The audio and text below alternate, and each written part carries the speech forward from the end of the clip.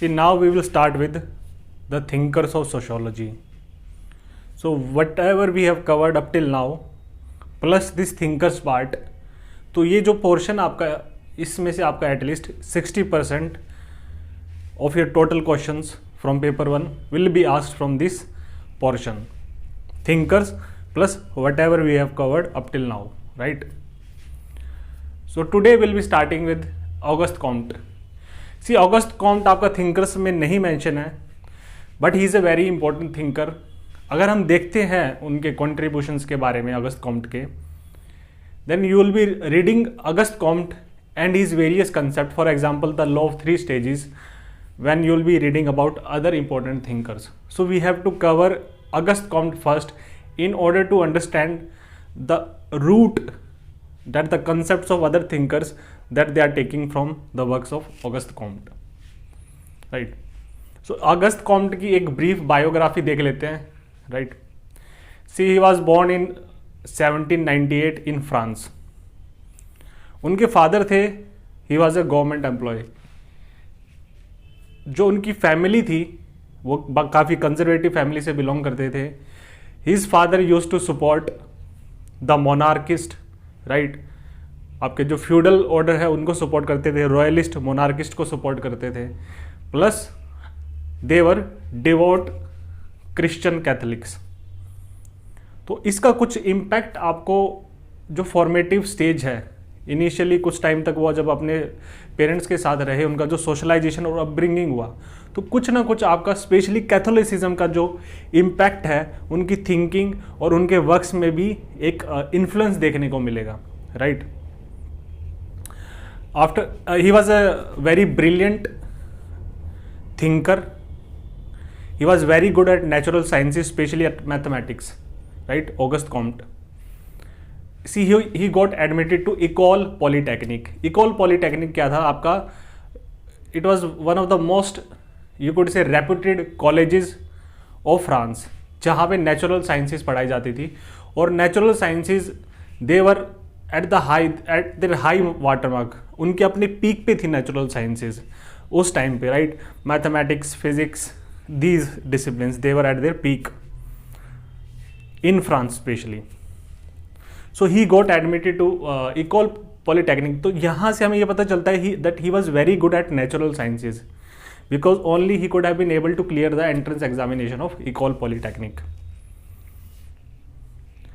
But one of the problem with Auguste Comte was that although he was a brilliant intellectual, a brilliant student, he was a very rebellious kind of person, revolting kind of person. He did not accept the normal conventional traditions, right? Did not accept authority and the demand of various demands and commands of authority. So जब उनकी student life थी इकोल polytechnic में, so वो he got involved in politics to a certain extent. In fact, his father wanted him to become a politician, so he got involved in student politics at École Polytechnique. After that, he kind of midway dropped from the École Polytechnique. और subsequently हम ये देखेंगे कि he wanted to build a completely new field of sociology, right? तो उनका जो sociology का जो कंसेप्शन था, क्योंकि उस टाइम पे सोशोलॉजी का जो टर्म को ही इन्वेंट किया था, कॉइन किया था as social physics, was we have already studied about that, was by August Comte. सो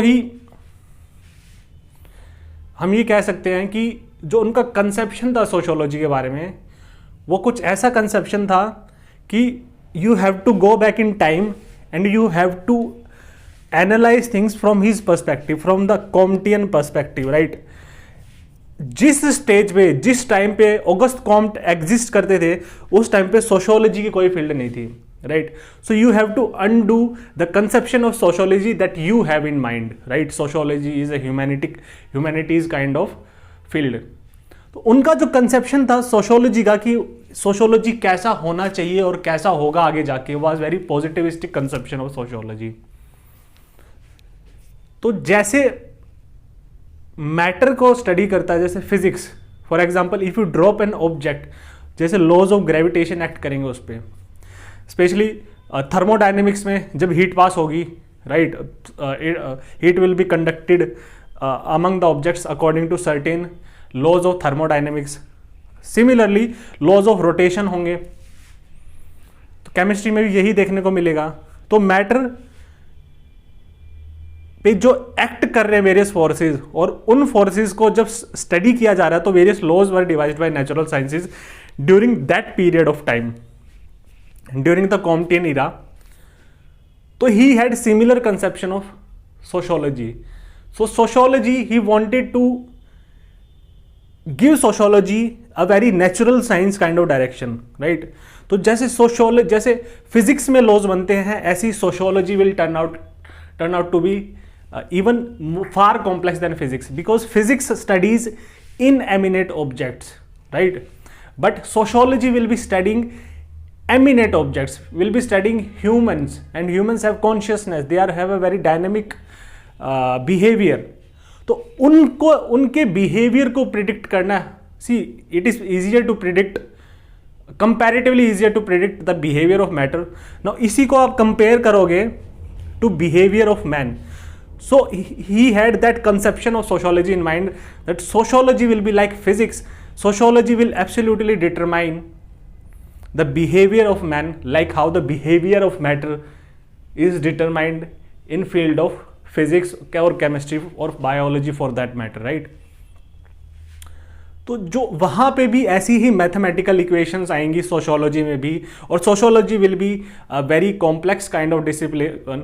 अगर वैसे इमर्ज होती सोशियोलॉजी, सो अगर जो उनका कंसेप्शन था, if that would have been successful, you could imagine that sociology would have been taught in IITs, right, it would have been learn in IIMs maybe, right.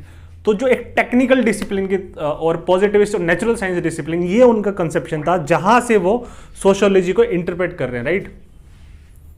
तो हमने देखा कि Auguste Comte कैसे imagine कर रहे थे कि sociology कैसे इमर्ज होगी फ्यूचर में, राइट। अब हम ये देखते हैं कि after he left Ecole Polytechnique, he got into contact with a utopian sociologist जिनका नाम था सेंट साइमन, ठीक है। तो he became the secretary of Saint Simon.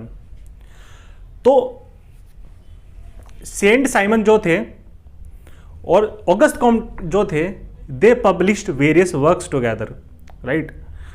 So Saint Simon जब लाइफ में आए ऑगस्ट कॉम्ट के, तो जो सेंट साइमन की आइडियोलॉजी थी, जो सेंट साइमन की जो कंसेप्शन थी human behaviour, human nature, social sciences के बारे में, दैट इन्फ्लुएंस्ड और shaped Comte's ideology, right. So they published various journals, various letters together, they wrote various research papers, right. लेकिन कुछ टाइम बाद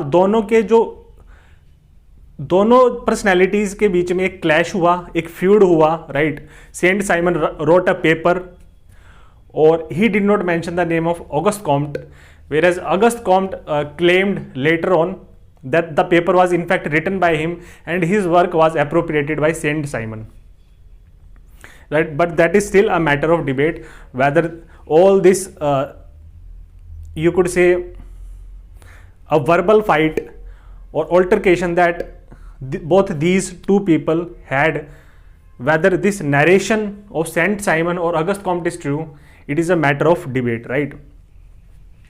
So after this point of time, he broke his contact with Saint Simon, right. और उसके बाद see he was surviving till then as he was secretary of Saint Simon, तो वहाँ से उनको जो भी पैसा मिलता था उसके बेसिस पे जो था ऑगस्ट कॉम्ट अपनी लिविंग अर्न कर रहे थे।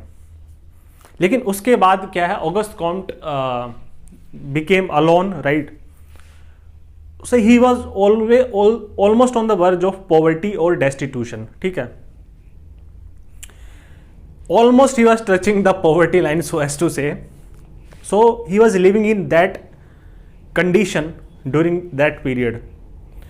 और वहाँ पे ये देखेंगे, in order to survive, right, in order to make a living, Auguste Comte started conducting various lectures. ठीक है, तो सेमिनार्स करते थे, उनका लेक्चर हॉल था, वहाँ पे people used to come and attend his lectures, right. जो उनका जो कंसेप्शन है सोशियोलॉजी का, a new science of human nature that he had his in his mind, तो वो जो थे उनके लेक्चर्स और उनके ideas, because he was a brilliant mind Auguste Comte. So people of all forage they used to attend his lectures. तो वहां से वो क्या कुछ ना कुछ ही use to earn his living, right. तो वहां से ही was still able to survive, but still his condition was not that good enough. तो उनकी जो कैपेबिलिटीज थी और उनकी जो इकोनॉमिक कंडीशन थी, उनके बीच में वास्ट गैप था, राइट. तो ये जो जब वास्ट गैप होता है आपकी कैपेबिलिटीज के और आपकी एक्चुअल इकोनॉमिक कंडीशन के बीच में, so it leads to a kind of a frustration. यहां से उनकी जो ऑडियंस थी, जो उनके लेक्चर सुनने को आती थी, उससे भी यह पता चलता है कि how brilliant his mind was, right. Alexander von Humboldt, he is a famous geographer, right, a famous German geographer who was living in France at that point of time. So he was one of his students, you could say, who attended his, you could say, whole town hall lectures. साथ साथ उनको lectures को attend करते थे Joseph Fourier. अगर किसी ने engineering mathematics पढ़ी हो, तो अगर फूरियर ट्रांसफॉर्म पढ़ा होगा, तो he is the same Fourier that I am talking about. Plus उनको ये देखा जाता है कि ऑगस्ट कॉम्ट को फ्रांस में उतनी पॉपुलैरिटी नहीं मिली थी, उनको रिकॉग्नाइज ही नहीं किया गया फ्रांस में, वेयर एज आउटसाइड फ्रांस उनको काफ़ी रिकॉग्निशन मिली. ठीक है. One of his very close admirer और क्लोज एलाई और फ्रेंड यू कुड से was John Stuart mill, right. आप पढ़ते हो मिल के बारे में, इथिक्स में हमने इकोनॉमिक मॉडर्निटी के बारे में भी पढ़ा था, जॉन स्टुअर्ट मिल के बारे में. So John Stuart Mill was very big admirer of Auguste Comte and his mind, gifted mind that Auguste Comte had, right.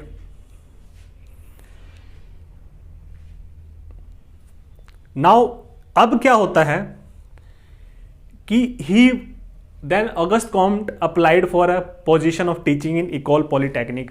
C Auguste Comte क्या है, कैसे सर्वाइव कर रहे थे, not only due to his lectures but also he used to write in a journal, he was a journalist, plus he was a mathematician, right. वो mathematics एक बहुत अच्छे mathematician भी थे. ठीक है. As I said, he was very good or gifted at natural sciences, especially at mathematics. तो इसके बाद क्या होता है कि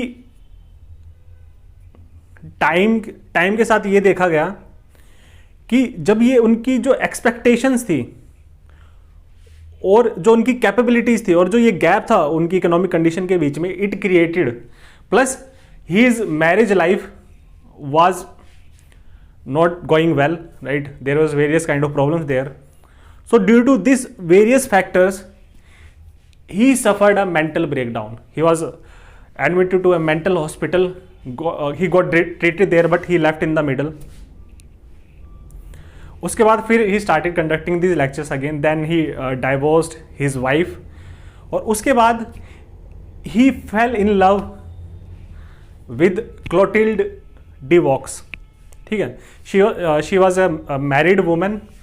तो he used to approach her from time to time, right, but they were very you could say very good friends, but the lady did not respond too well, right. Their closeness is still debatable, but he fell in love with the lady, and this love changed his mindset from a person who is emphasizing on reason, who is emphasizing on intellect, who is emphasizing on logic, who is completely disregarding religion and emotions. हम पढ़ेंगे. He started wearing towards you can say emotions. तो जब ये उनका later phase था उसमें उन्होंने एक बुक लिखी थी पॉजिटिव पॉलिटी, ठीक है।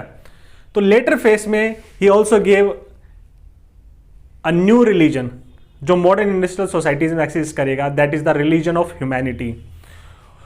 और he claimed himself the high priest of humanity. See उस टाइम पे जो कम्युनिकेशन होता था वो होती लेटर्स की फॉर्म में। तो लेटर्स जब वो लिखते थे अपने बड़े बड़े इंटेलेक्चुअल्स के साथ आपस में जब इंटरेक्शंस होता था, then he used to sign as the high priest of humanity, right. तो this is the brief background of Auguste Comte, ठीक है। Now we will start with his main works और कंसेप्ट्स। सी इसको हम तीन portions में तोड़ेंगे रफली। We will break his works into 3 domains, ठीक है। एक डोमेन हम ऑलरेडी स्टडी कर चुके हैं पॉजिटिविज्म के बारे में, ठीक है। सो आप पॉजिटिविज्म को if you want to refer to what was his conception of positivism, then you should refer back to the lectures that I made on positivism. जो आज की जो सबसे उनकी इंपॉर्टेंट सेकंड इंपॉर्टेंट डायमेंशन है, that is the he propounded the law of 3 stages. और एक third dimension है जिसमें हम 2 कंसेप्ट पढ़ेंगे, that is the hierarchy of sciences, जहां पे वो बोलते हैं that sociology is the queen of all the sciences, right. Plus the religion of humanity that he propounded in the positive polity. So now will be starting with the law of 3 stages. Now let us try to study with clarity the various concepts that Auguste Comte propounded through his theories. First, we'll be starting with the law of 3 stages. See, Auguste Comte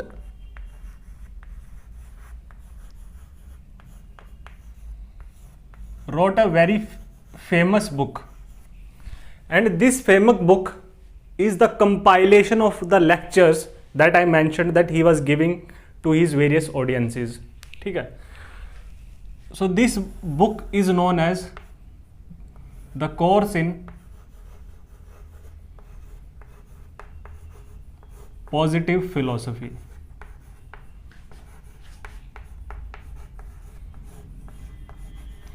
See, one additional piece of information is that he is, since he is a French, he used to write his works in French. So his works were later converted or translated into English by Harriet Martineau, ठीक है। So it is important to mention these book names in your answers, ठीक है।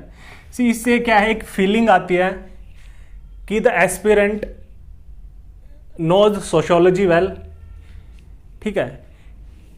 ये क्या एक kind of legitimacy add करता है आपके आंसर में, ठीक है। एक एडिशनल इम्पैक्ट बनाएगा एग्जामिनर पे। तो आप जो 0.25 मार्क एक एक्स्ट्रा सीख कर रहे हो, so it might be a possibility कि if you are mentioning the name of the book जहां पे वो स्कॉलर अपने कंसेप्ट्स को प्रोपाउंड कर रहा है जिसमें लिखा गया है, ठीक है, तो ये कहीं ना कहीं आपको एक एडिड बेनिफिट और एक पॉजिटिव प्रोवाइड करता है, ठीक है। We have already studied about his conception of positivism। तो आप प्रीवियस लेक्चर में देखना जो मैंने पॉजिटिविज्म के बारे में बताया था, उसके बिगिनिंग 20 मिनट्स में खाली मैंने ऑगस्ट कॉम्ट के बारे में ही डील किया है कि अगस्त कॉम्ट पॉजिटिविज्म को कैसे डिफाइन करते हैं, उसकी क्या क्या फीचर्स हैं, राइट, और why he is emphasising on positivism, ठीक। Now let us start with his concept of the law of 3 stages। See terminology से आपको बहुत कुछ पता चलेगा स्कॉलर के बारे में, ठीक है। यहां पे वर्ड यूज हुआ है द लॉ। मैंने बोला कि Auguste Comte wanted to design and conceive sociology as a natural science kind of field। So जैसे नेचुरल साइंस में वेरियस लॉज होते हैं, for example Newton's 3rd law of motion और various laws of motion that Newton propounded, laws of thermodynamics, laws of rotation, ठीक है। तो ऐसे ही यहां पे क्या है, he is saying about the law of 3 stages. तो यहां पे ये क्या बोलते हैं, he talks about social change,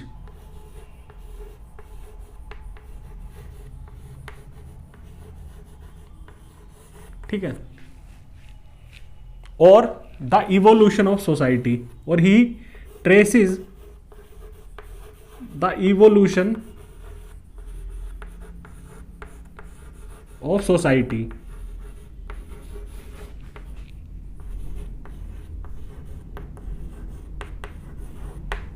ठीक है, फिर सोशल चेंज जब आ रहा है तो आप इसको लिंक कर सकते हो आप चैप्टर 10 ऑफ पेपर 1, वहां पे आप पढ़ोगे थियरीज ऑफ सोशल चेंज। ठीक है, तो आप उसमें ऑगस्ट कॉम्ट की थियरी ऑफ सोशल चेंज को भी क्या है मेंशन कर सकते हो या पढ़ सकते हो, उसमें अकोमोडेट किया जा सकता है। ठीक, तो ये बिल्कुल स्टार्टिंग से लेकर बताते हैं कि सोसाइटीज का इवोल्यूशन अक्रॉस हिस्ट्री कैसे हुआ है। So he traces the evolution of society, जब सोसाइटल स्टेज बिल्कुल initial formative stage of evolution, when we were just the successor of apes, when human society just humans evolved from apes. तो वहां पे जो human society थी, right, वहां से लेके मॉडर्न इंडस्ट्रियल सोसाइटीज तक। ठीक है, तो ये बात कर रहे हैं ऑफ फ्रांस, ऑफ जो 19th सेंचुरी फ्रांस था, राइट। मैंने बोला कि Auguste Comte was born in 1798। ठीक है, तो जो फर्स्ट हाफ था 19th सेंचुरी फ्रांस का, तो वो वहां पे उस stage of evolution of society, वहां पे क्या ऑगस्ट कॉम्ट खड़े हुए हैं, he is existing at that point of time. ठीक है, तो वहां तक मॉडर्न इंडस्ट्रियल सोसाइटीज तक he traces the evolution of various societies. ठीक है, एंटायर इवोल्यूशन। तो जो उनका कंसेप्शन है सोशल चेंज का, तो वहां से कुछ हमें पता चलता है कि what are characteristics of social change as per Auguste Comte. ठीक है, according to Auguste Comte social change is evolutionary.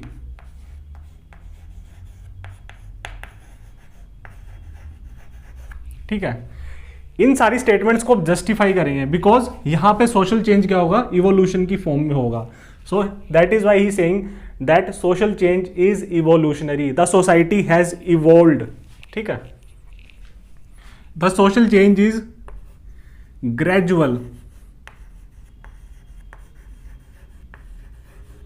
And slow.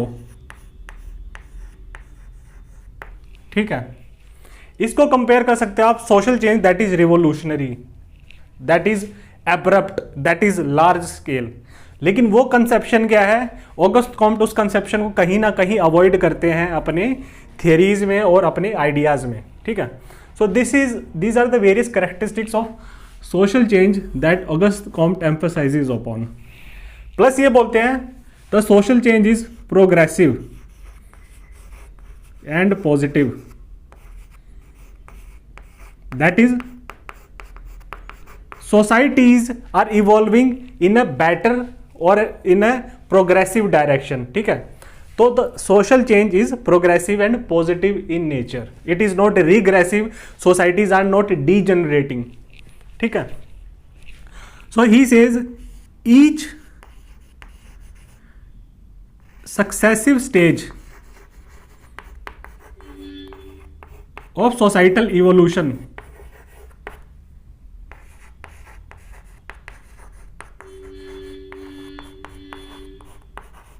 ठीक है इज बेटर, ठीक है, और more progressive than the preceding stage, right.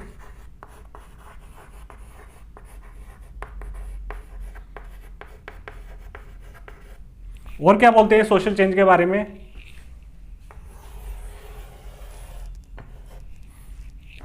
he says that this social change is irreversible. That is, humans cannot undo the social change. They cannot reverse the social change. It is irreversible. They cannot go back to the past, right? They can't time travel to the past, or they cannot push the evolution of society in the regressive or in the negative direction, right? So this is what irreversible social change means to Comte. And last feature क्या होगी social change? This social change is यूनिलीनियर.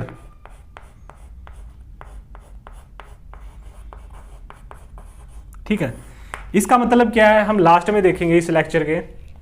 सी इसका एक general meaning ये है, unilinear means that all the societies are evolving in a particular direction and they will be meeting at a certain point. ठीक है, so their direction is same, their direction of evolution of societies is same, that is they are moving, all the societies are moving in a positive direction, they are all evolving and they are ultimately going to meet at a common destination or at a common point. So this is what unilinear means to Auguste Comte, right?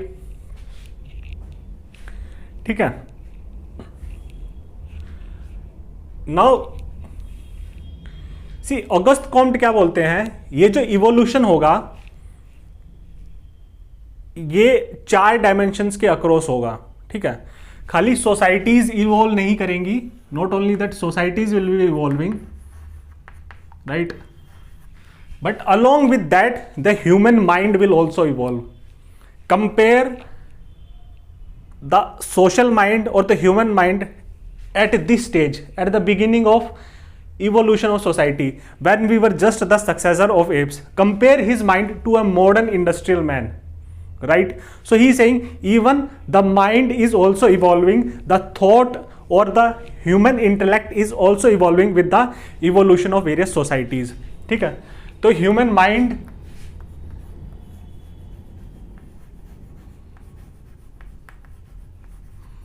Thought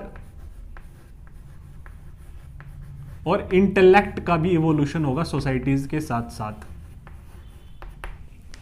right. Third, since knowledge is nothing but the production of human mind, right. Knowledge means various disciplines, various sciences, right, various kind of streams that we study, physics, chemistry, biology, sociology, right? So knowledge also will be evolving, so sciences will also evolve. For example, let me share an example of evolution of a particular field of study. For example, astronomy evolved from astrology, right? तो astrology से evolution हुआ है astronomy तक. सो all the sciences or the field of studies, that is various fields of knowledge, will also be evolving with the evolution of societies, with the evolution of human mind, thought और intellect, right? ठीक है. Third, societies के जो units हैं, the social units और social institutions और the societal parts or components, since they are a part of society, they are also evolving. ठीक है, so all these things are taking place simultaneously or concurrently. ठीक है, all of them are evolving in a simultaneous or in a concurrent manner, right?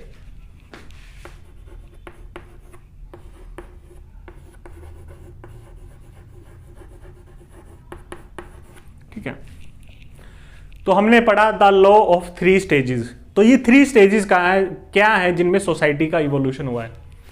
तो Auguste Comte says that the societal evolution will take place from religious और theological stage. ठीक है, this is the first stage of human evolution, from religious or theological stage to metaphysical stage, 2 positivist or scientific stage. So this is metaphysical stage,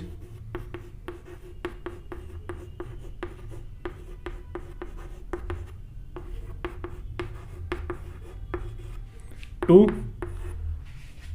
इसको metaphysical stage या फिर और abstract stage भी बोलते हैं।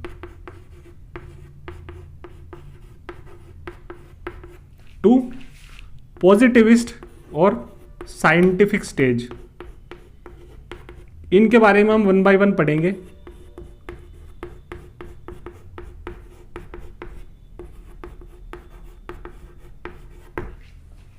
ठीक है, तो एक crude, see this is a very crude graph, this is, I am only drawing this just to make you understand the concept of societal evolution that Auguste Comte had in mind. See, उन्होंने कभी ऐसा कोई graph नहीं दिया, बस it is, I am drawing this just for your basic understanding. तो societal evolution कुछ ऐसे होगा, राइट?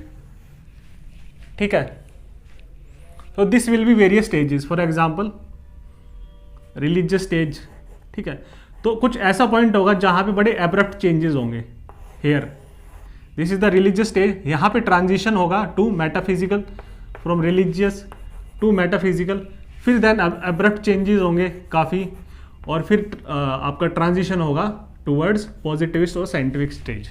ठीक है, ये ट्रांजिशंस क्या है, इसके लिए एक टर्म है, और ये जो स्टेज है जहाँ पे इवोल्यूशन और सोशल चेंज बड़ा ग्रेजुअल और प्रोग्रेसिव है, यहाँ पे सोशल चेंज बड़ा ही क्या होगा, आपका एब्रप्ट होगा और लार्ज स्केल होगा, राइट? काफ़ी वॉलेटिलिटी और एब्रप्टनेस और केओस आपको देखने को मिलेगा इन ट्रांजिशन स्टेजेस में। इसके लिए एक टर्म यूज होती है, यहाँ पे जो है सोसाइटीज़, यहाँ पे जो सोसाइटीज़ है वो ऑर्गेनिक स्टेट में है, हम पढ़ेंगे इसके बारे में।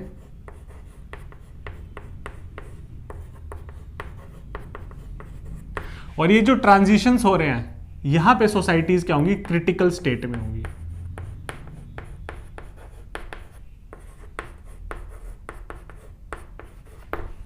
ठीक है, नाउ व्हाट इज रिलीजियस और थियोलॉजिकल स्टेज? ठीक है, सी इसमें क्या बोलते हैं ऑगस्ट कॉम्ट, इन रिलीजियस और मेटाफिजिक और the theological stage, human mind और थॉट और इंटेलेक्ट क्या होगा, it will be comparatively less developed, right?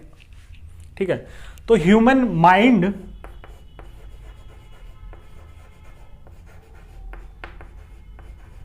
Thought क्या होगा, it will explain various realities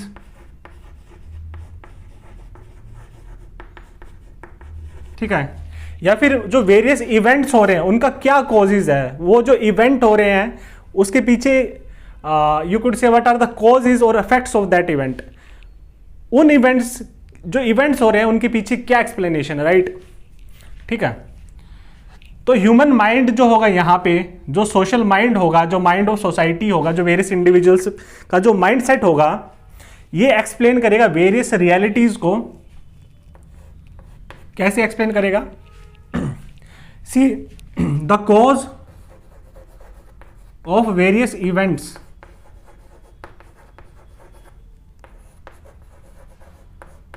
ठीक है, is attributed to, this is attributed to religion, ठीक है, और द सुप्रीम गॉड्स।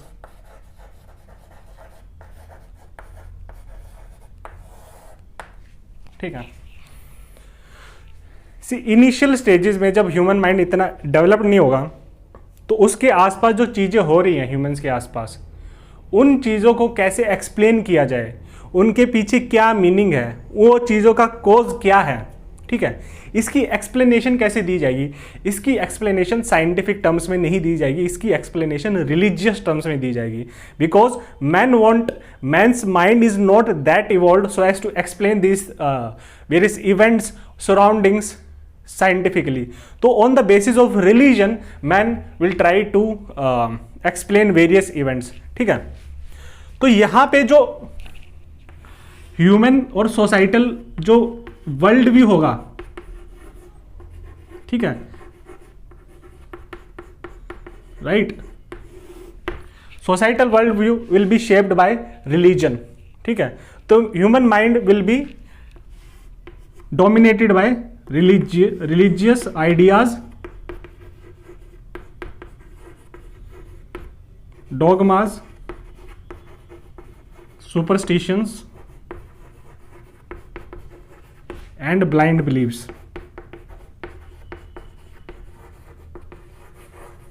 ठीक है, आपके साथ जो जो होगा और सोसाइटी में जो जो हो रहा है और आपकी सराउंडिंग्स में जो जो हो रहा है, humans always want to explain the reasons और कॉजेज बिहाइंड दिस, बिकॉज जब तक वो वहाँ पे वो उसको एक्सप्लेनेशन नहीं देंगे तो हमेशा उनके माइंड में कन्फ्यूजन होगी। तो उस कन्फ्यूजन को दूर करने के लिए there should be some kind of clarity, right. So there should be some kind of justification और explanation behind the various events that are happening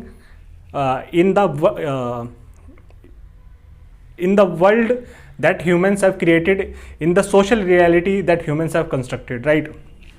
For example, now this explanation will be attributed to various gods. For example, बारिश हो रही है, why is rain?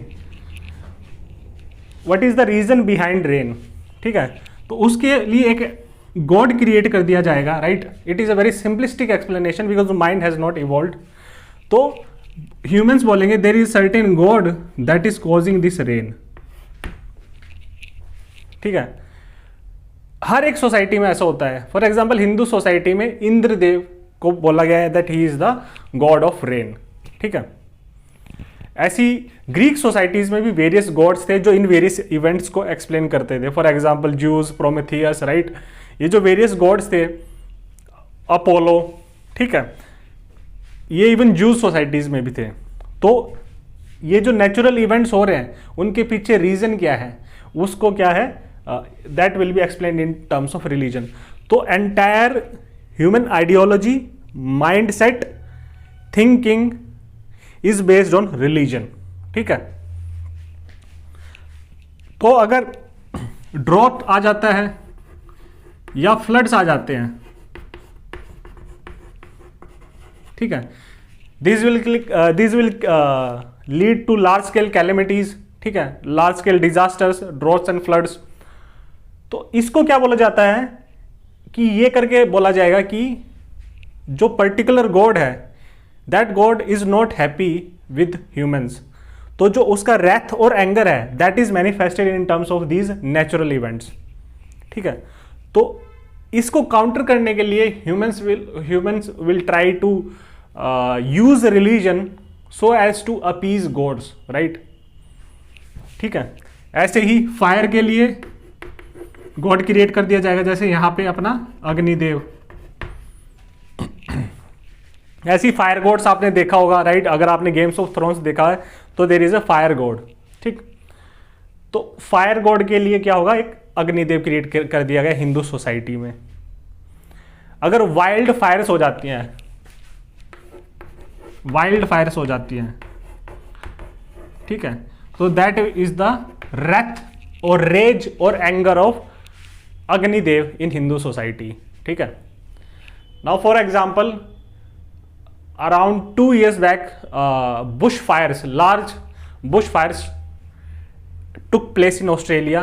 ठीक है, वहां पे that led to destruction of lives, property and livelihood on a very large massive scale. ठीक है, ऐसा ही कुछ इवेंट अगर इस टाइम की सोसाइटी में हुआ होता तो इसकी एक्सप्लेनेशन दी जाती that it is the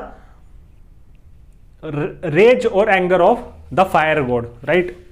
similarly epidemics को भी बोला जाए these are the wrath and anger of God.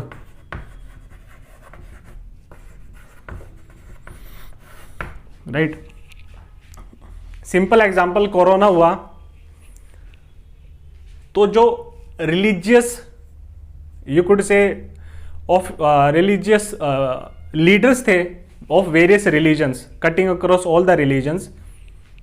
They say that this is the manifestation, corona और the epidemic is the manifestation of wrath और एंगर ऑफ गॉड.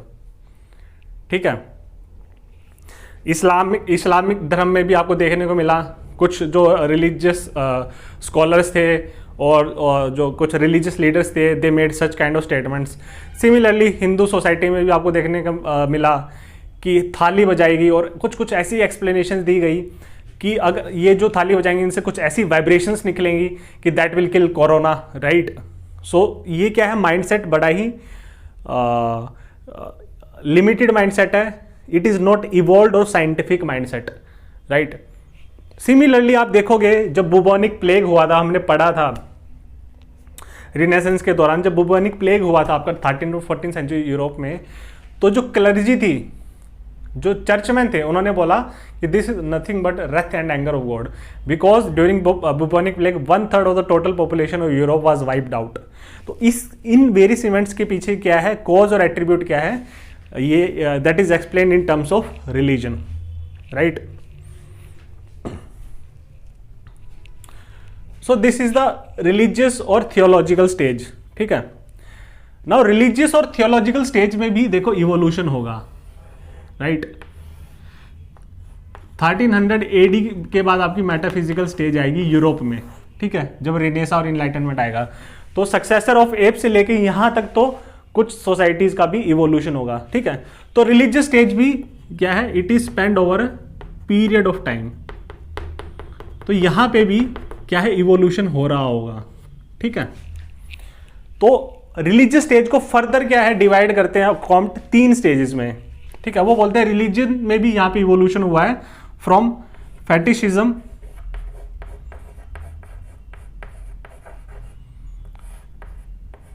टू पॉलीथिज्म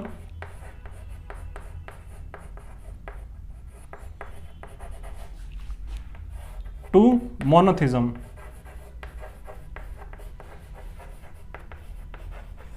ठीक है. तो beginning of religious stage में क्या fetishism देखने को मिलेगा. फेटिशिज्म मतलब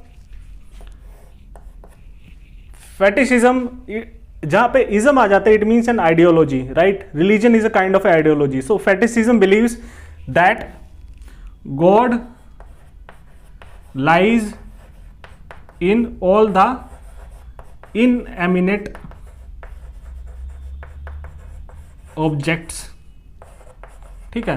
तो इन एमिनेट ऑब्जेक्ट्स की भी वर्शिप और रेफरेंस और वेनरेशन पीपल और the members of society will develop veneration towards these inanimate objects. For example worshipping tree. आपने देखा होगा ट्राइबल सोसाइटी में लोग सैक्रेड ग्रुप्स को वर्शिप करते हैं. ठीक है. तो उसको आप कहीं ना कहीं एक कंपैरिजन ड्रॉ कर सकते हो. Worshipping stones. ठीक है. Worshipping rivers, worshipping mountains.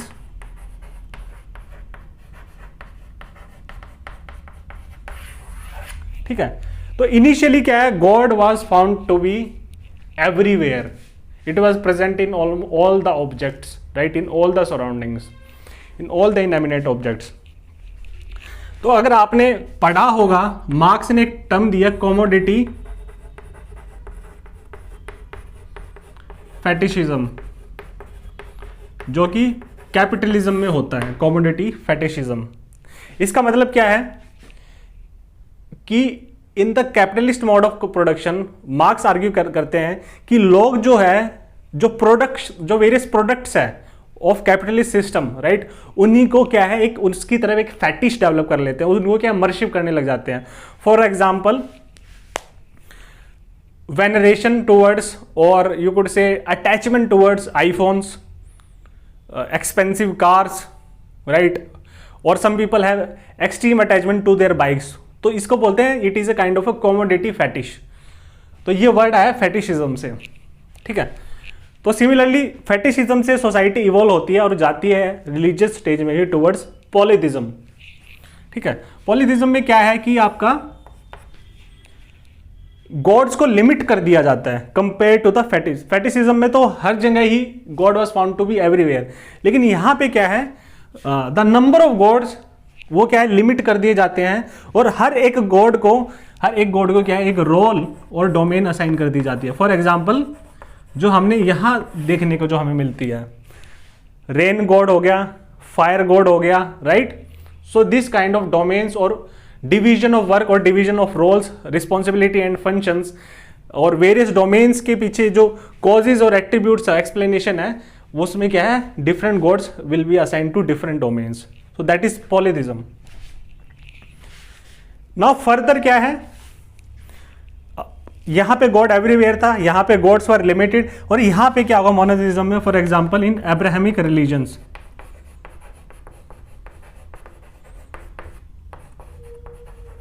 Right. तो यहां पे there will be only one god, so multiple gods will be replaced by one god. तो यहां पे क्या है, कहीं ना कहीं आप देखोगे कि गॉड को क्या है, लिमिट कर दिया जा रहा है, नंबर ऑफ गॉड्स को लिमिट किया जा रहा है। और ये देखने को मिलेगा कि यहां पे जैसे जैसे आप पहुंचोगे एंड पे रिलीजियस स्टेज के, और यहां पे जो ट्रांजिशन होगा, तो यहां से लेकर यहां तक रिलीजन क्या है, धीरे धीरे क्या है, डिक्रीज करने लग जाएगा, राइट। रिलीजन डिक्रीज करने लग जाएगा और रीजन इंक्रीज करने लग जाएगा, ठीक है। तो यही इवोल्यूशन हो रही है आपकी सोसाइटी में यहां पे, ठीक है। प्लस ये जो गॉड को कैसे यहां पे, गॉड को कैसे आपको कंसीव किया गया है during the religious stage, God is conceived in a concretized form. Concretized मतलब कोई भी एब्स्ट्रैक्ट गॉड नहीं है, हमें एब्स्ट्रैक्ट गॉड देखने को मिलेगा in the metaphysical stage. That is why I am saying in the religious stage gods को कंसीव किया है, कंक्रीटाइज्ड गॉड्स, ठीक है, उनको एज ह्यूमन फिगर्स और ह्यूमन फॉर्म में क्या है, कंसीव किया गया है, right. This is the form that gods are going to acquire during the religious stage, ठीक। और गॉड्स की क्या है, एक अलग डोमेन होगी, एक अलग रियल्म होगा जहां पे गॉड्स रहेंगे, that is different from the realm of earth, right. So that is why these religions will be other worldly, because gods that are having human like figures, they have possess human forms, they are concretized, right, they are living in different realms। तो divinity की एक separate realm create कर दी गई है, एक other world create कर दिया गया है। So that is why these religions will be termed as the other worldly, right. See in religious stage, in the religious stage Auguste को हम बोलते हैं कि two type of people will dominate in religious stage. That is religious stage, the society will be dominated by priests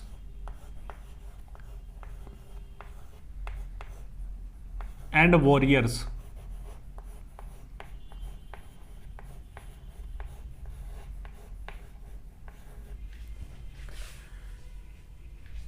अगस्त को हम बोलते हैं कि प्रीस्ट रिलीजियस स्टेज में होल्ड या कंट्रोल करते हैं स्पिरिचुअल पावर को,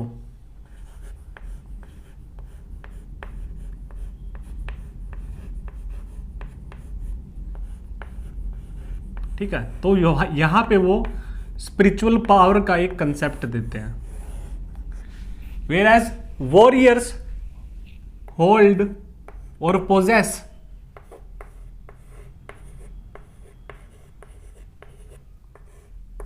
टेम्पोरल पावर।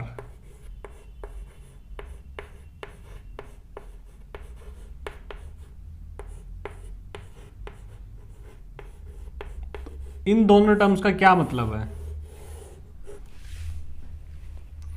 सी रिलीजियस स्टेज में क्या है, जो ह्यूमन माइंड सेट है और थिंकिंग है,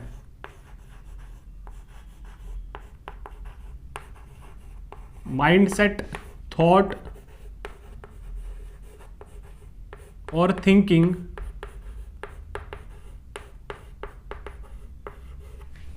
as we have studied is dominated by religion, right? तो ये बोलते हैं कि जो प्रीस्ट है, priest lie at the apex, ठीक है, या वो पिनेकल पे, या वो कंट्रोल करते हैं, ठीक है, या they are the experts as far as religious thinking is concerned, ठीक है। सी रिलीजियस स्टेज में जो नॉलेज है वो कैसे जनरेट कर रही है? Knowledge is defined in terms of religious explanation, and who lies at the apex और who is the expert in religious thinking? Priest are the expert in religious things, right? तो बोल रहे हैं कि जो सोसाइटी में वेरियस इंडिविजुअल्स हैं, for example this is a society, जो वेरियस इंडिविजुअल्स हैं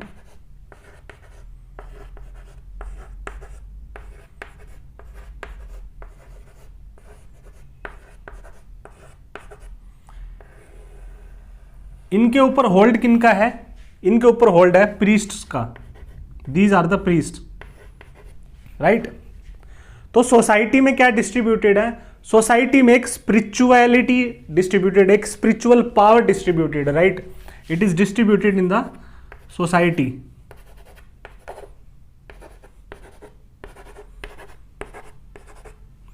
और ये जो रिलीजियस नॉलेज है ये कौन जनरेट कर रहे हैं? These are the priest which are generating this religious knowledge, ठीक है,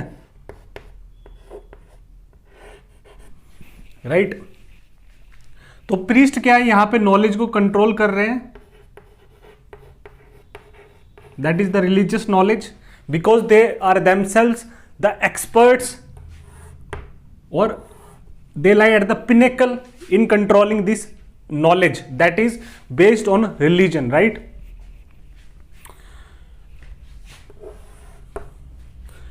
तो यहां पे जो priest है, through their knowledge they have a kind of a spiritual authority or spiritual power over the minds of the masses in religious society, because the entire mindset, the entire thinking, the entire ideology is based on religion, right? For example, इस्लाम में जब मौलवी क्या है, कोई भी clarification चाहिए होती है, तो मौलवीज और imams they have a spiritual power in the religion of Islam, right? Because they are the religious scholars, they possess expert knowledge in Islamic theology, as far as Islamic theology is concerned. Similarly, clergy और churchmen, ठीक है, they have a final word as far as the interpretation of Bible is concerned. Similarly, Hindu society में भी जो ब्राह्मण थे वहां पे they had spiritual power over the rest of the population. तो यहां पे जो spiritual power है that is controlled by priests, right? And through this spiritual power, यहां से क्या होता है? Because this spiritual power percolates and pervades through the entire society, and the thinking or mindset of all the individuals belonging to that society is based on that particular religious knowledge which is generated and controlled by the priests, right? तो यहां से they possess a kind of authority because they are experts in religious knowledge, ठीक है? तो ये बोलते, जब हम साइंटिफिक स्टेज के बारे में पढ़ेंगे तो ऑगस्ट कॉम्ट यही आर्ग्यू करेंगे कि साइंटिफिक स्टेज में जहां पे ह्यूमन थिंकिंग और ह्यूमन माइंडसेट क्या है, साइंटिफिक है, right? It is based on inquiry, facts, data, demonstrations, verifiability, provability. तो वहां पे जो स्पिरिचुअल पावर कौन होल्ड करेंगे, वहां पे spiritual power modern industrial societies में होल्ड करेंगे और पॉजिटिव सोसाइटी में होल्ड करेंगे साइंटिस्ट, बिकॉज वहां पे जो नॉलेज है that is generated through science, और वहां पे जो साइंस के जो आइडियोलॉजी है, जो एपेक्स पे कौन बैठा हुआ है उस पे एक्सपर्ट नॉलेज पे, देज आर द साइंटिस्ट। तो जो साइंटिस्ट है वो यहां से क्या नॉलेज पुश आउट करेंगे, और this knowledge in the form of spiritual power will percolate और pervade through the entire society. ठीक है, सिंस ऑल द इंडिविजुअल्स और the members of the society जो कि स्पिरिचुअल पावर से इन्फ्लुएंस्ड है, बिकॉज उनका माइंडसेट, उनकी ideology is based on religious explanation, right. तो since all the members of the society have absolute commitment to religion, तो हम बोलेंगे कि they are all shaped by common ideology, common beliefs, right. They have a commonality of belief, commonality of faith. तो spiritual power यहां पे क्या करती है, यूनिटी और सॉलिडेरिटी प्रोवाइड करती है।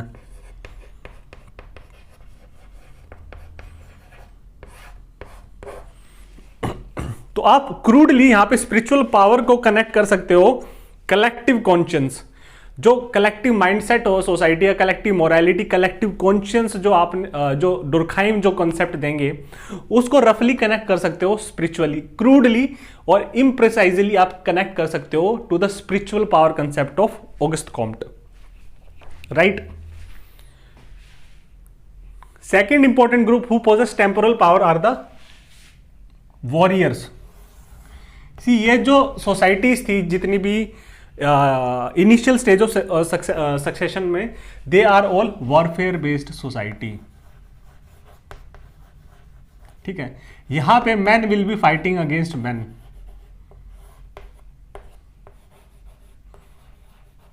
राइट। तो यहां पे एम्फेसिस क्या होगा, यहां पे एम्फेसिस होगा आपका, जब आप एंशिएंट हिस्ट्री वगैरह पढ़ते हो तो वहां पे आप देखते हो expansion of empire, expansion, right, compounding and consolidation of empire.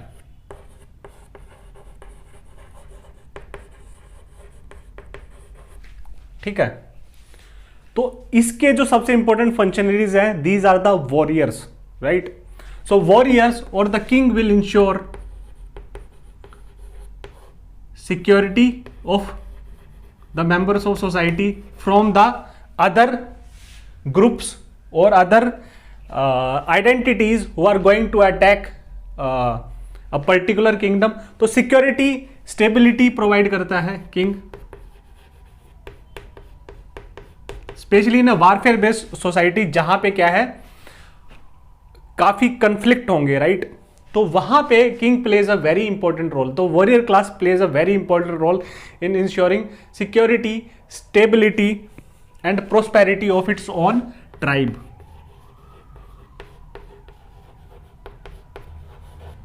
ठीक है, तो यहां से लेजिटिमेसी मिलती है किंग को, because king is very central to the prosperity of the empire. यहां पे क्या होगा कि सिंस नॉलेज इज लिमिटेड, तो man's control over nature is limited. तो मैन जो एक्सट्रैक्ट करेगा नेचर से resources for self consumption will be limited. तो यहां से man will be fighting against another man and will be appropriating their resources for their own use, right. So this is the main trigger और the causation factor behind warfare in the ancient societies और in the formative stage of societal evolution, right. तो यहां पे क्या होगा, आपने एक term पढ़ी होगी बूटी capitalism, that is nothing but this. जब वो दूसरे के रिसोर्सेज को वहां से जो बूटी लेके आएंगे वो that will be appropriated for own consumption. So this is a kind of a booty capitalism, right. This concept was not propounded by August Comte, I am just mentioning it for from the explanation point of view, from the understanding point of view, right. तो अब हम इसमें देखते हैं कि since जो society है वो रिलीजियस है, ह्यूमन माइंडसेट ही पूरा का पूरा ह्यूमन कलेक्टिविटी का जो थॉट है, राइट, सोसाइटल थॉट है, दैट इज मेंटेन्ड और defined on the basis of religion. So religion is central to the world view of the entire society. It plays the most dominant role as far as organization or organization of activities, organization of life or organization of society is concerned. So king is also bound by religion. And who controls religion? It is the priests that are controlling the religion. Priests that are propounding or generating various religious ideas, literature, knowledge, and this knowledge percolates in the entire society and shapes the beliefs and attitudes and mindset of the other members of the society, right? So priests have a spiritual hold or spiritual power over the other members of the society. So since king is also the part of the society, he is also bound by spiritual power, right? तो यहाँ पे क्या होगा? Spiritual power क्या control करेगी? Temporal power को control और guide करेगी, right? So that is why even a king bows down in front of a priest. और यही रीजन है कि एंशियंट हिंदू सोसाइटी में जो टॉप और एपेक्स पोजीशन पे ब्राह्मण्स थे और क्षत्रियाज सेकंड पोजीशन पे लाई करते थे, राइट? तो यहां से किंग को भी लेजिटिमेसी कैसे मिलेगी? Through priest. तो इसलिए आपने एंशियंट किंगडम्स पढ़े होंगे, तो वहां पे जो राजा का जो कैबिनेट था, जो काउंसिल ऑफ मिनिस्टर था, उसमें एक सबसे इंपॉर्टेंट फंक्शनरी होता है, उसको बोलते थे पुरोहित और द चीफ प्रीस्ट. सो वो एडवाइस करने के लिए होता था राजा को. सो this is how this control of temporal power by the spiritual power is manifested, and that is how I explained it through various examples, right? तो अगर आपने अशोका के बारे में पढ़ा हो, जब अशोका क्लेम करते हैं अपने आप को देव नाम पिए पिए दासी, I am dear to the gods. जब अकबर बोलते हैं कि I am the shadow of god, तो यहां इसके थ्रू क्या है? जो रिलीजियस सोसाइटी में the king is trying to legitimize his rule, right? जो पावर एक्सरसाइज कर रहे हैं उसको ही is trying to convert into authority. See, power और अथॉरिटी में क्या डिफरेंस है? Power, authority is a form of power which is acceptable to the people, right? If the power is not acceptable to the people, if the power is based on coercion, then people will rebel or revolt against it, right? तो ये जो legitimacy है, एक reverence, ठीक है, एक veneration भी king, because king is himself saying I am dear to the god, I am the shadow of god. और हम देखेंगे कि जो तमिल किंगडम थे जब संगमेज आई थी, they said I am the son of the god. तो यहां पे since it is a religious based society, तो यहां पे रिलीजन बेस्ड सोसाइटी में कौन रूल करेगा? It is the god that will be ruling.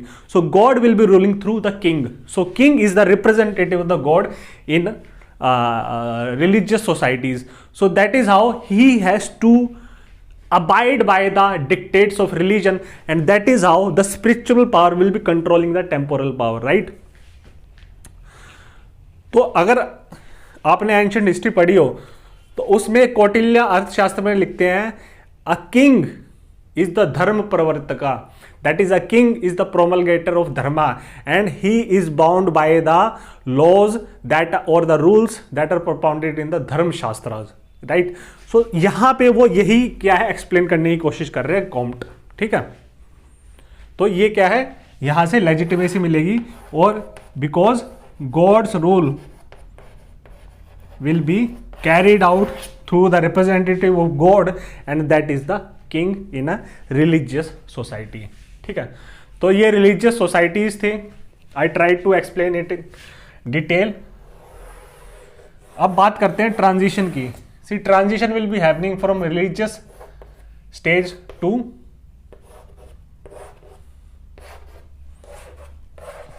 metaphysical stage.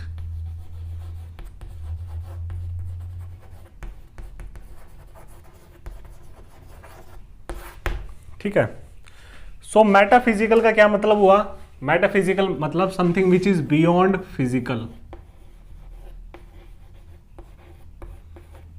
That is which is abstract.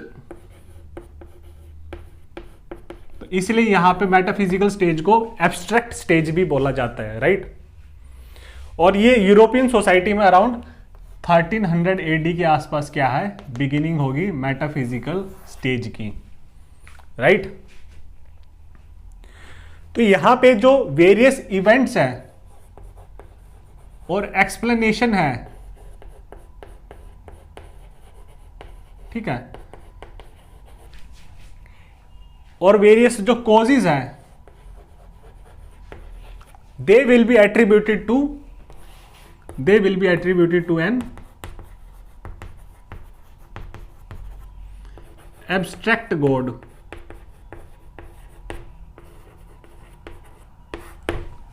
Right.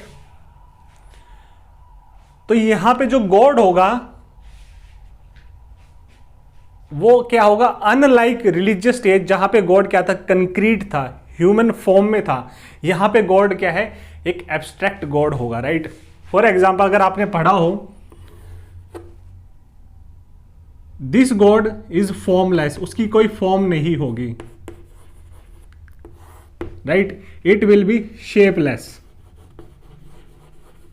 इसकी कोई क्वालिटीज नहीं होगी, कोई एट्रीब्यूट्स नहीं होंगे, so it is a abstract God, right.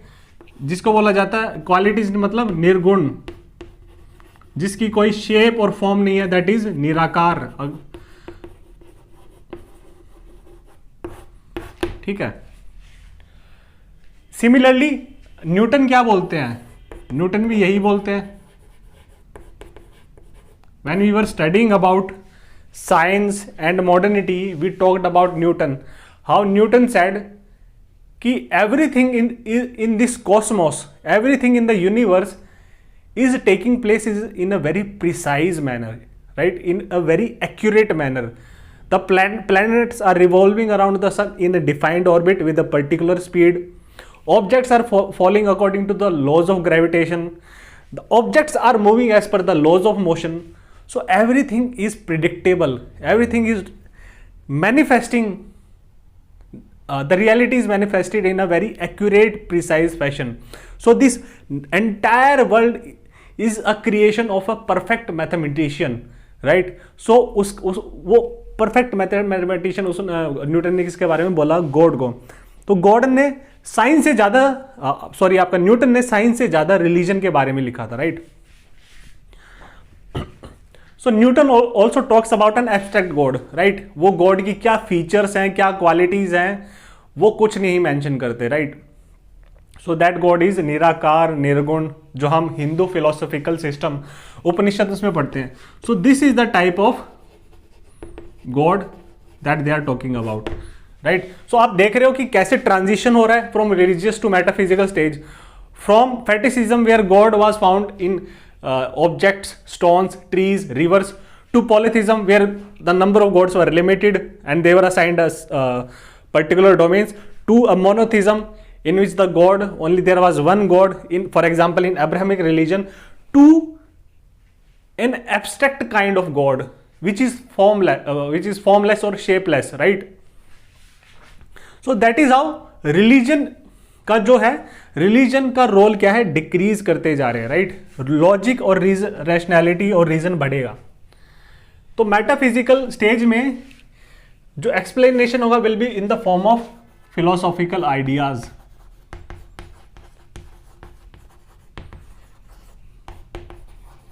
और कॉन्सेप्ट्स।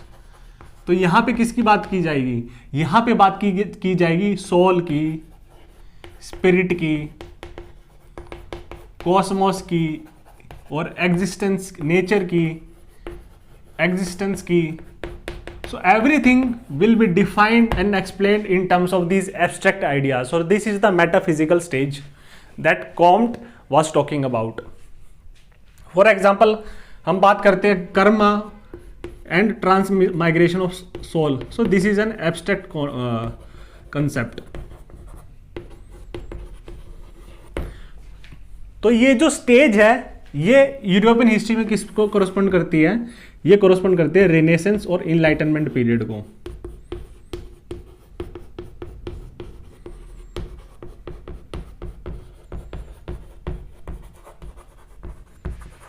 ठीक है, जहां पे क्या है, रीजन और लॉजिक का यूज होगा.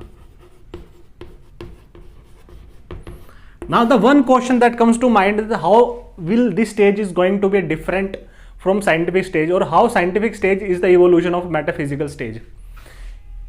See, यहाँ पे जो explanation है that is on the basis of reason or logic, on the basis of ideas, on the basis of rationality, right? But this explanation is abstract in nature. This explanation is abstract in nature, or it is based on conjectures and speculations. ठीक है, हालांकि explanation में क्या होगा, explanation में logic होगा, reason होगा, right? But this explanation is not backed bye scientific data, not backed by scientific figures, not backed by empirical evidences, not backed by empirical investigation, right?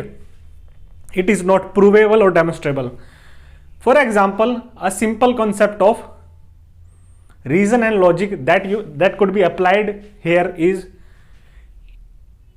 a statement A, right? Statement A, for example, if you use teleology, that is the logic or reason. A statement A is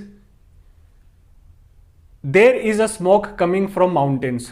ठीक है, तो इसके पीछे आप क्या conclusion, क्या inference निकाल सकते हो through using your logic? There must be fire, right? So this is how reason and logic is used, but this statement is not backed by, it appears to be correct, it appears to be true, it appears to be logical and rational, but it is not backed by concrete evidences, concrete facts, concrete figures. So this is how somehow abstract and speculative in nature, right? So this is how scientific stage is even more evolved than the metaphysical stage. So after Renaissance Enlightenment, positive stage will come where everything will be based on facts, data, scientific spirit and figures, right? Where everything could be proved, demonstrated and verified. ठीक है, तो इस stage में हमने पढ़ा था, इस stage में आपके वेरियस फिलोसोफर्स आएंगे, right? Like Immanuel Kant, Hegel, ठीक है. साथ साथ हमने बात की थी रेने डिस्कार्टिस की, ठीक है.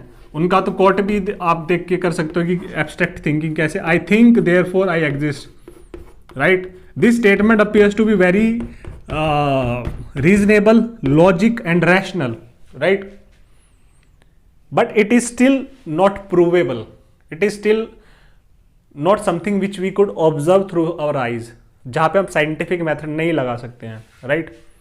सिमिलरली यहाँ पे बेकन की बात होगी, फ्रांसिस बेकन की बात होगी, right?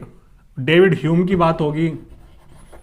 So all these philosophers and their ideas form a part of a metaphysical stage. अब कॉम्ट बोलते हैं कि यहां पे डोमिनेट करेंगे प्रीस्ट और वॉरियर्स, इस स्टेज में भी डोमिनेट करेंगे प्रीस्ट. इसका एक रीजन ये है कि यहाँ पे भी चर्च को हालांकि चैलेंज किया गया था, पर चर्च की जो अथॉरिटी थी और जो कंट्रोल था, because this is still a medieval era, right? People की जो थिंकिंग है, it is still based on old Nations, old customs and old traditions. It is still a feudal society. Feudal society will be replaced bye capitalist society in the transition from metaphysical stage to the positive stage, right? Positive stage corresponds to the modern industrial capitalist societies. So this is still a feudal era. So that is why priests still play a very dominant role. दूसरा इन्होंने बोला कि lawyers will play a dominant role. These are the dominant categories that will be there in metaphysical stage, right? See, lawyers का मतलब ये नहीं कि जो legal fight करते हैं. Lawyers here means constitutional philosophers or lawmakers. Why do they play a very important or dominant role? Because हमने जब पढ़ा था political modernity के, इस टाइम पे राइज होगा मॉडर्न नेशन स्टेट्स का वेस्टर्न यूरोप में, ठीक है? ट्रीटी ऑफ वेस्टफीलिया हमने देखा था. तो इन मॉडर्न नेशन स्टेट्स को कैसे गवर्न होना चाहिए, पॉलिटिकल अफेयर्स ऑफ मैन कैसे कैरी आउट होना चाहिए, पॉलिटिकल मॉडर्निटी कैसे आनी चाहिए, तो कॉन्स्टिट्यूशन फिलोसफर्स और लॉ मेकर्स इसमें गाइड करेंगे। फॉर एग्जांपल मैग्ना कार्टा का जो इवोल्यूशन हुआ इंग्लैंड में, राइट, ठीक है। साथ साथ कॉन्स्टिट्यूशनल फिलोसफर्स जो कि बड़े एब्स्ट्रैक्ट बेस्ड और लॉजिकल और रीजन बेस्ड अपने आर्ग्यूमेंट्स और आइडियाज देते हैं, but they are still not backed by facts, they are still abstract ideas. For example when John Locke talks about the theory of natural rights, तो वो क्या बोल रहे हैं, certain natural rights, the right to life, right, liberty, the right to property, हमने पढ़ा था John Locke, they are given by nature. How they are given by nature, we talked about it in our political modernity lecture, but they are not god given. तो यहां पे देखो आप कैसे thinking change हो रही है, from god to nature, from god to cosmos, from god to existence, from god to universe, abstract thinking, right. Similarly Thomas Hobbes जब बात करते हैं जनरल विल के कंसेप्ट के बारे में, how a nation state should be organised, और Montesquieu जब बात करते हैं separation of powers. So all these are abstract ideas which were backed by very good logic and reason, but still it was not provable, it was still based on conjectures and speculations. So this was metaphysical stage, और फिर metaphysical stage से transformation होगा in scientific stage, which we'll see in our next lecture, जिसमें हम scientific stage के बारे में पढ़ेंगे, hierarchy of sciences, और आपका देखेंगे एक जनरल फीचर्स देखेंगे, सोशल स्टैटिक्स और सोशल डायनेमिक्स क्या है, राइट। और साथ साथ हम हियरार्की ऑफ साइंसेस के साथ साथ जो कॉम्ट ने जो रिलीजन ऑफ ह्यूमैनिटी प्रोपाउंड किया था वो पढ़ेंगे। See religion of humanity and hierarchy of sciences are very minor topics, so right, so we will study the rest of the concept in our next lecture, right?